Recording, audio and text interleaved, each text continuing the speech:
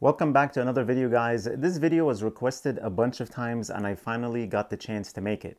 How I keep track of all my credit cards, points, and miles. So let's get into it.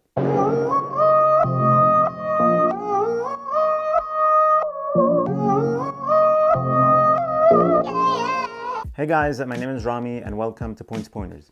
My goal for this channel is to help you earn and redeem as many points as possible to upgrade your travels for little to no money. So if you're interested in travel hacking and award travel, then please consider subscribing.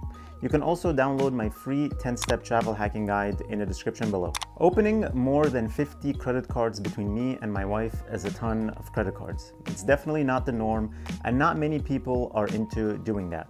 But even on a smaller scale, you still need to be very organized and track everything about these credit cards you open. So here's what I like to keep track of. I always want to know when I opened a credit card, when I closed or canceled it, how much I spend on it, especially for tracking minimum spend requirement to earn the sign-up bonus. Next, I also like to keep track of my credit score. Having a good credit score is essential in opening all these travel rewards credit cards.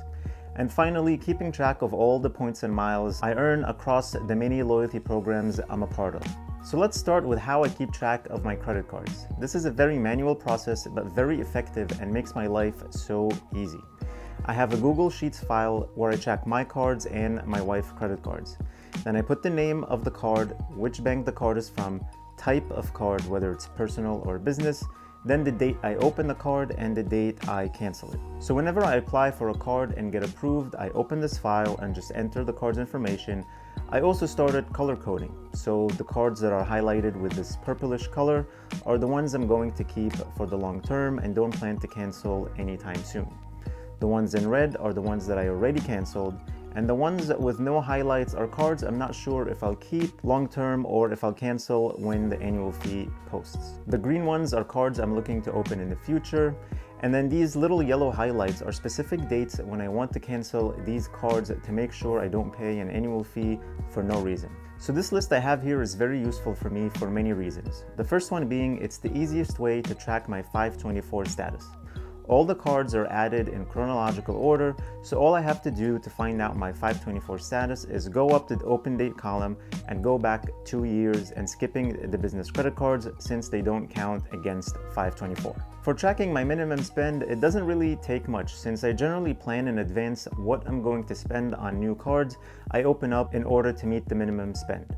A lot of times that includes using plastic. So for new Visa or Master credit cards, I usually meet the minimum spend right away by either paying my mortgage or my wife's student loans using plastic. Both of these expenses are higher than the normal $3,000 threshold, so I'm guaranteed to easily meet the minimum spend and don't really track much. For Amex cards lately, since they're very restricted on plastic, I usually use them on all purchases once I get them, like my phone bill, TV and internet bill, car insurance, charity donations, gas and restaurants, and pretty much everything that takes a credit card.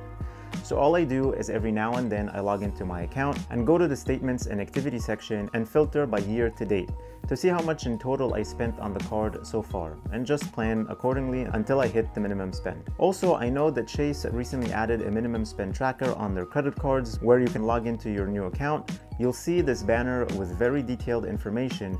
It will tell you when the account was opened, the deadline of when you have to meet the minimum spend by, how much you spent so far, and how much left to hit the minimum spend in order to earn the sign-up bonus. So I think this is a very, very helpful feature. Another spend that I like to keep track of is just the day-to-day spending. A couple of years ago, I started using Mint, which I know a lot of people don't love because it can tend to be very, very glitchy. But as far as I'm concerned, it's a very good service and it serves my purpose. Haven't had any major issues with it so far. I actually started using Mint back then just to establish a budget and try to actually stick to it in order to save money and stuff. But it also came in handy when I started having all these credit cards. That's helpful because now I can see everything I spend all in one place regardless of which credit card I used. It also shows me all my bills' due dates. I like this a lot so I don't miss a bill on a credit card that has an automatic payment or something that I don't use regularly. Those types of bills are so easy to miss if you don't have some kind of reminder, and it's just a sock drawer card that has automatic payments on it. I have my gym membership donation on an old Citi Preferred card that I never use. The only spend that goes on it is that gym membership. The reason I call it a donation, well, because I haven't gone to the gym in like 3 years. I'm currently working on my dad bod. As far as tracking my credit score, I love Credit Karma. It's very easy to use and very useful. You kinda can track your 524 status on there as well by going to the credit age section of your credit report, where it'll be organized in order. But this doesn't take into consideration accounts that you opened and closed within the last 24 months, because closed accounts are in a separate section of that report. So you might miss a card when you're counting the last 5 cards. That's why I really like using my Google Sheets for that. Another thing I like to track on Credit Karma is seeing when every credit card reports activity to the credit bureaus.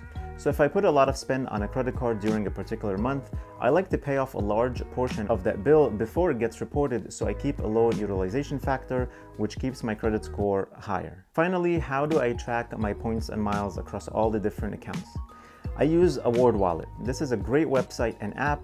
All you have to do is add all the loyalty programs you participate in, and it will track all your points for you in one nice place very neatly.